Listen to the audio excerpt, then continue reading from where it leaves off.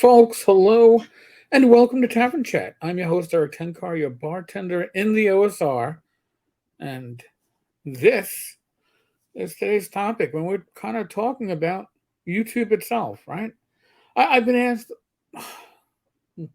from numerous individuals, some inquisitive, some more accusatory. Uh, why do you talk about what you talk about? Why do you cover new TSR? I don't want to hear about that. I want to hear about XYZ. Okay, so you got an opportunity to do it. Or from people who have literally 3 subscribers to their channel, which has hundreds of videos, tells you something. Oh, you're doing YouTube wrong. I'm going to tell you how to do it. Listen, I don't know what the right way of doing YouTube is. I just know the way that I handle YouTube. I'm going to show you some numbers that I think are important to look at. Yes, this channel is a sausage fest, but I suspect that most gaming channels are sausage fests. I'm actually impressed that 0.4% of my viewership comes up as female. I suspect a lot. It might be a little bit more than that. They might not be logged in when they're viewing, but still, it's overwhelmingly male. Why is that? Well, you can say that the gaming community is largely male, but it's not overwhelmingly male. It's not skewed like this. But when it comes to talking about gaming, I think that you see a lot more members of the male species uh, talk about gaming, do gaming videos, um, more so than women. So I would expect that your audience would be more men. Age wise, the age demographics have been changing for this channel. Used to be 45 to 54 years of age for somewhere around 80% of the viewers. And 18 to 24, I sometimes didn't even make the numbers. So nearly 5% are 18 to 24. But once we had hit 25, 35, 45, even now 55 to 64, significant numbers. You can say that we do have a much wider base of viewers than I had initially expected. I find it very interesting. Why would that be? Well, I don't know. Have I changed what I talk about? Some of it, right? Is there more coverage of uh, gaming stupidity, as I call it? Certainly. But also, I think that it comes to the live streams. I think that the Wednesday live streams with myself and Bad Mike, we've had a number of really strong, really exciting special guests come on. I think that has broadened the appeal of the channel. Uh, Friday nights, Glenn and I have a great following, and Joe and the rest of the miscreants from my Monday night group, since we've added everybody, it seems to have brought in a different viewership and a stronger viewership. And of course, it's the Saturday live stream with myself and Rach, Gamers Health, which is doing strong for a topic that is not necessarily a strong topic on this. People want drama or they want gaming talk. They don't necessarily want to hear about health issues and health journeys and such. But people that do want to hear about it are passionate about it and do interact with it. So why else is this important? Well, if you want to start a YouTube channel, and I have this channel has nearly 1,300 subscribers. That's not a huge amount at all when you look at these channels that have, like Russell Brand, like 5 million plus? But it is important because you want to grow the hobby, you want to grow your community. How do you jump into this as an unknown, right? I jumped into blogging as an unknown, and with blogging, you came into it as an unknown, and you participated on forums, you commented on other blogs. Social media was mostly Google Plus back then. You had to build yourself. Now, some people come into either podcasting or YouTubing or one of the other live stream or streaming services, and they expect to have an instant audience. But if you're not known, you're not going to have an audience, right? how do you get known? How do you get known without spamming, right? If you come into, like, I was lucky, I came into podcasting with an audience built up from my blog. And I came into the YouTube with an audience that was built up from my blog and podcasting. So I knew that I was going to have probably a couple hundred subscribers within the first couple of weeks. And since then, it's been steady, but it hasn't been quick.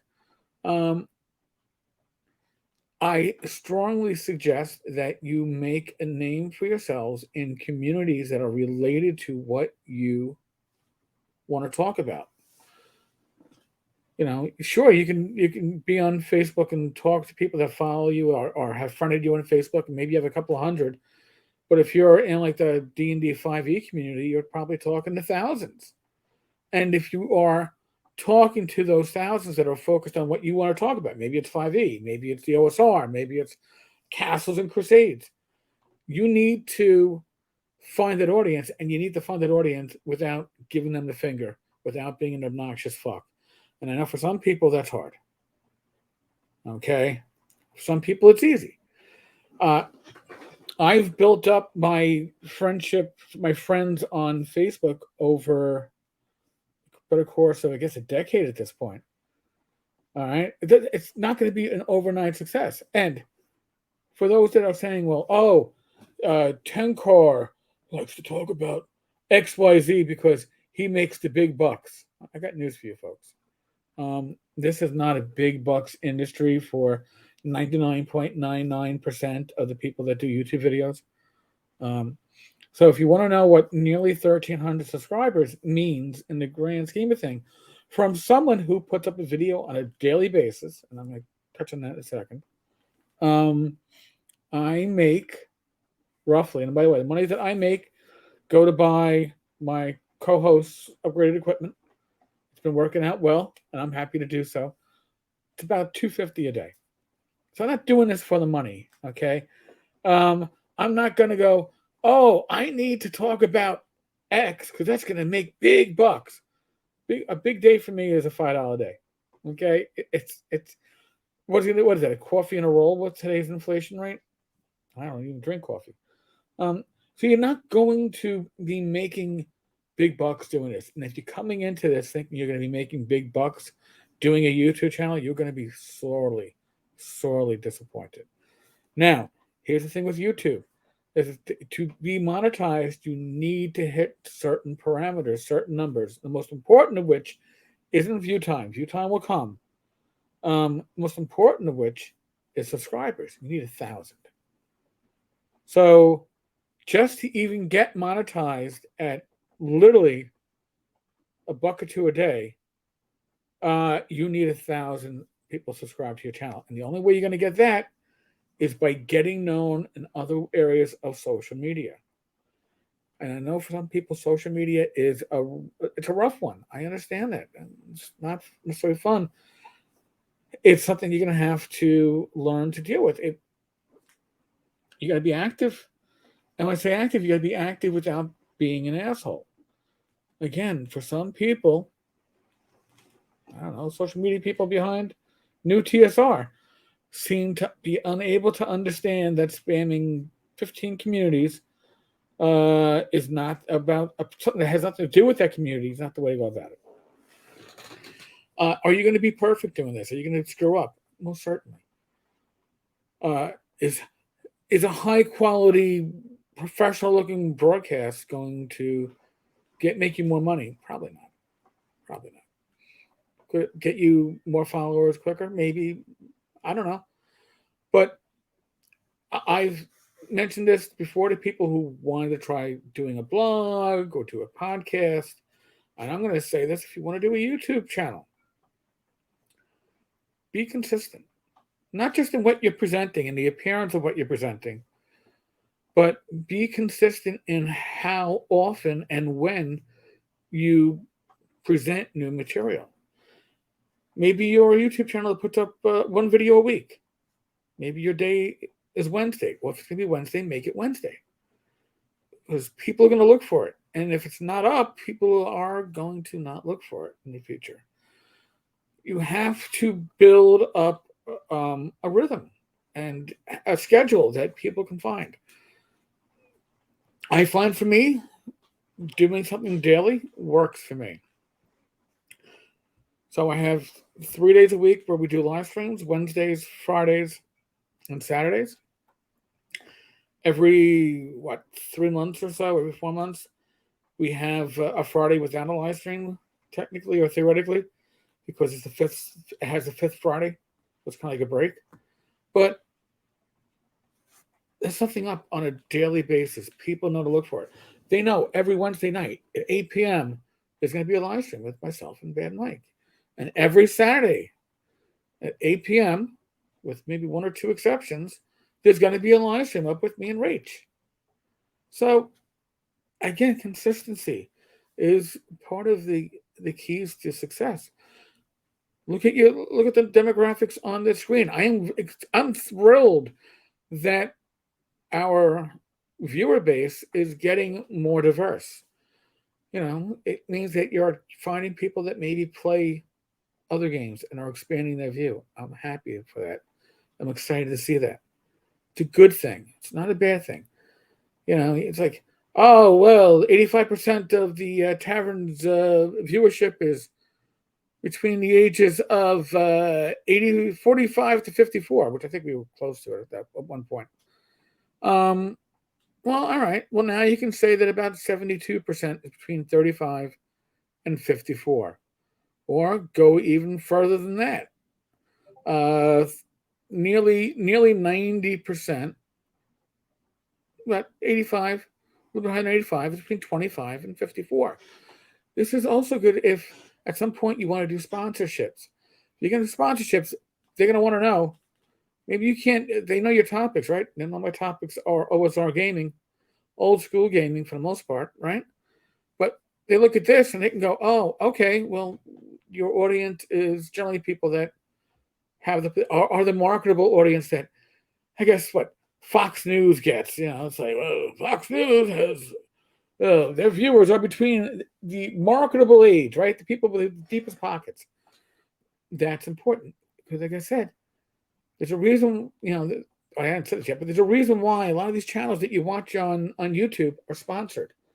They're sponsored because the money from the ad revenue is not what you think it's going to be. And sponsorships, and I don't do sponsorships, and when we do it, it's going to be to support North Texas.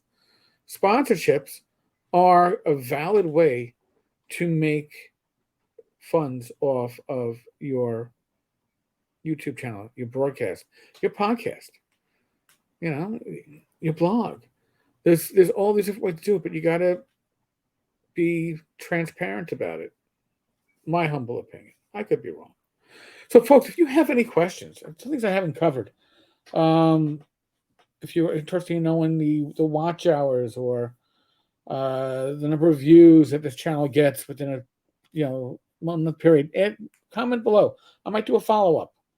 But if you have other questions, please let me know. But like I said, there's not necessarily one right way to do it, but there are certainly wrong ways to go about it.